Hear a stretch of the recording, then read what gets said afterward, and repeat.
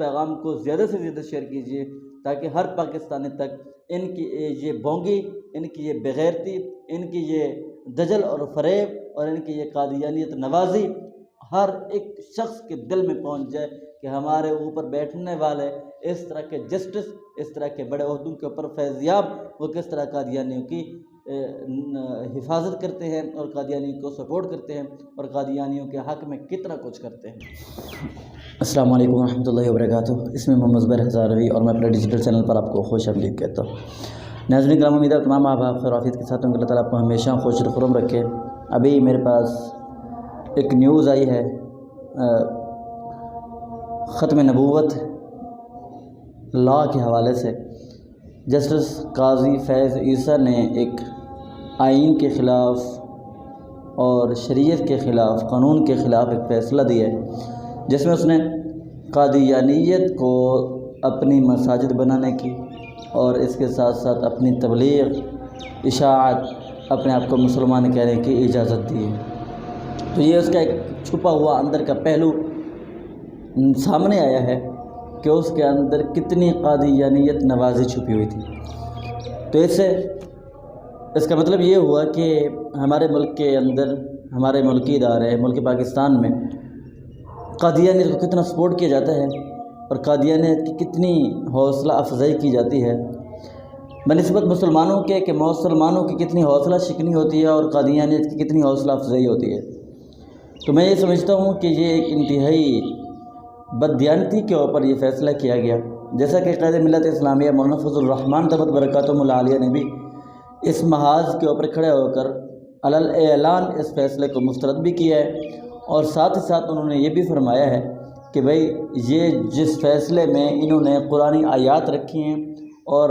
احادیث رکھی ہیں، تو یہ معنی اور مفہوم کے بالکل حساب سے اگر دیکھا جائے تو یہ اس کا مفہوم اس فیصلے کے ساتھ ملتا جلتا بھی نہیں ہے۔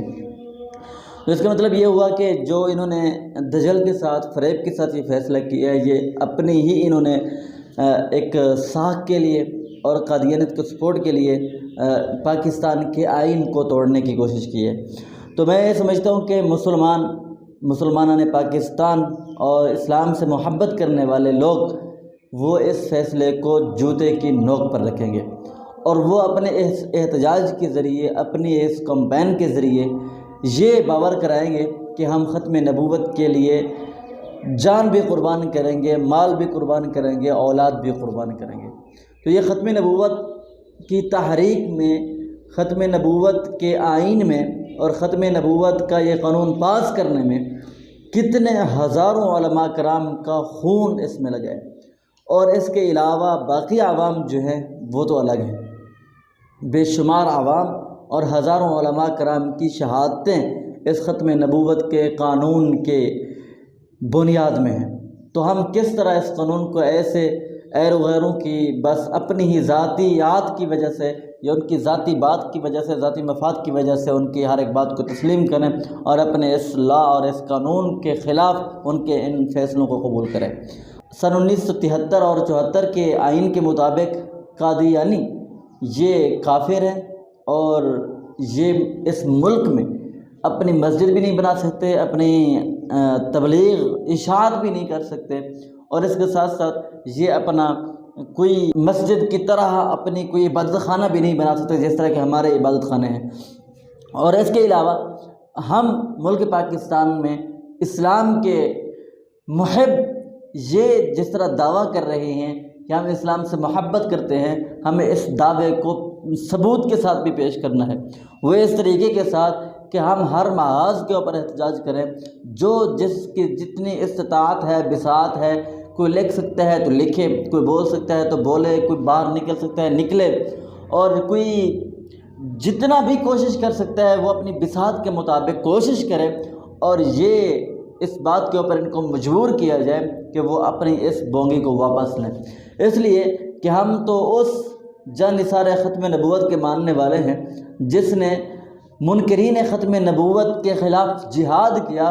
اور سینکڑوں ہزاروں صحابہ کرام کی جانیں قربان ہوئی تھی، لیکن وہ مرد قلندر سیدنا صدیق اکبر رضی اللہ تعالی عنہ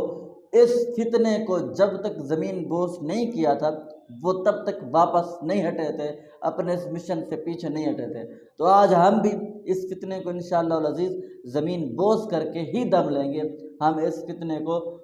زمین کے اندر دفن کر کے ہی دم لیں گے، اس لیے کہ ہم بھی اسی ختم نبوت کے جانثار کے ماننے والے ہیں، ہم بھی اسی ختم نبوت کے محافظ حضرت سیدنا صدیق اکبر کے ماننے والے ہیں کہ جنہوں نے منکرین ختم نبوت کے خلاف ایسا کام کیا، ایسا عمل کیا کہ وہ رہتی دنیا تک یاد رکھیں گے۔ انشاءاللہ العزیز ایک کام مفتی محمود نے بھی کیا تھا جو آج تک مسلمانوں کے دلوں میں ہے، اور اب کی بار جو مولانا فضل الرحمان قائد جمعیت کی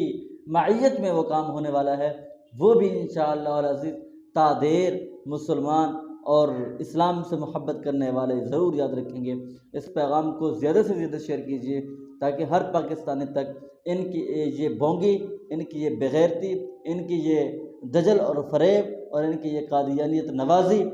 ہر ایک شخص کے دل میں پہنچ جائے کہ ہمارے اوپر بیٹھنے والے اس طرح کے جسٹس، اس طرح کے بڑے عہدوں کے اوپر فیضیاب، وہ کس طرح قادیانیوں کی حفاظت کرتے ہیں اور قادیانیوں کو سپورٹ کرتے ہیں اور قادیانیوں کے حق میں کتنا کچھ کرتے ہیں۔ اس لیے ملاقات کریں گے کسی اگلی ویڈیو میں، تب تک کے لیے اللہ حافظ، والسلام علیکم ورحمۃ اللہ۔